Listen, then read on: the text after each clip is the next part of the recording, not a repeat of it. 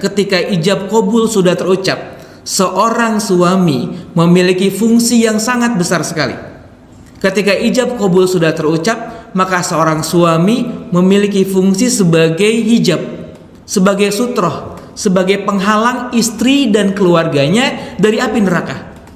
Jadi ibu-ibu di atas nih ya yang hadir, tolong ya, bahkan kata Rasulullah SAW dalam hadis yang sahih, beliau mengatakan bahwa apabila seorang suami kemudian dia mengeluarkan nanah di sekujur tubuhnya, keluar nanah di sekujur tubuhnya, kemudian istrinya tersebut menjilati nanah tersebut hingga bersih, maka itu semua tidak bisa menggugurkan, memenuhi hak-hak suami atas istrinya.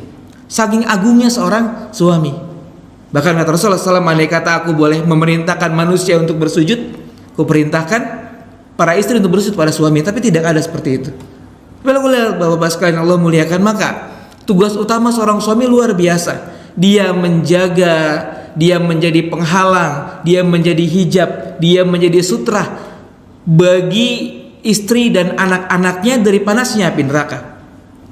Maka apabila seorang istri dia keluar rumah, dia makan bubur, minum kopi di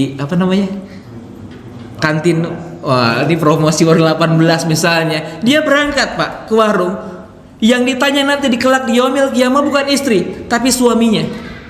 Ketika dia makan, ketika dia minum, karena suami berfungsi sebagai sutroh tadi, maka yang ditanyakan pertama kali para suami. Ketika istrinya makan bubur, ditanya hartanya dari mana, apakah ini halal atau haram. Ketika dia keluar rumah, ketika dia memakai busana muslimah atau tidak misalnya, maka yang dihisab pertama kali adalah para suaminya. Maka berat sekali sebagai seorang suami. Enaknya seorang istri dia di rumah, beribadah di rumah, suaminya berangkat ke masjid misalnya, tapi dia mendapatkan pahala yang luar biasa ketika dia taat kepada seorang suami. Oleh karena itu kata Rasulullah SAW, para wanita itu kan paling mudah masuk surga. Ada banyak pintu surga. Ada berapa pintu surga? Ustaz adalah hafal ya. Antum masuk nomor berapa ya? Pintu surga ada 8. Tapi kata Rasulullah SAW, para wanita, para istri yang salihah, dia bisa memasuki pintu surga mana saja yang dia mau.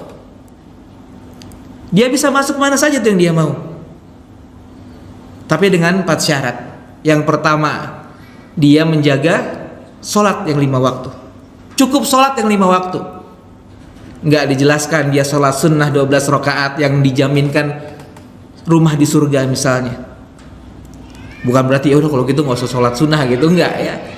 Dia cukup sholat yang 5 waktu, dia puasa di bulan Ramadan, dia menjaga kemaluannya, menjaga kehormatannya, dan yang keempat, ketika dia taat kepada suaminya, maka dia bisa memasuki pintu surga mana saja yang dia mau. Masya Allah nih para wanita, para ibu-ibu, ketika dia taat pada suaminya.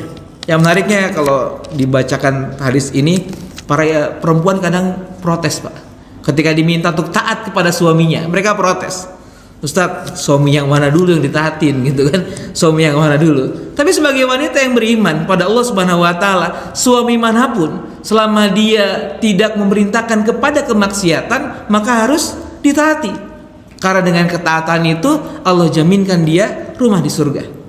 Bukankah Asyah istri Firaun yang dia berdoa, Robbi ibnili indaka baitan fil jannah, dia memohon rumah di surga. Karena apa? Karena kesabarannya menghadapi Firaun. Maka para wanita, para ibu-ibu nih, dia bisa mendapatkan rumah di surga seperti rumah Asyah ketika dia taat kepada suaminya. Lagian kan kita bukan Firaun ya Pak. Ya kan bukan Firaun kan. Ini sudah seharusnya istri itu mendapatkan rumah di surga dengan ketaatannya kepada suaminya.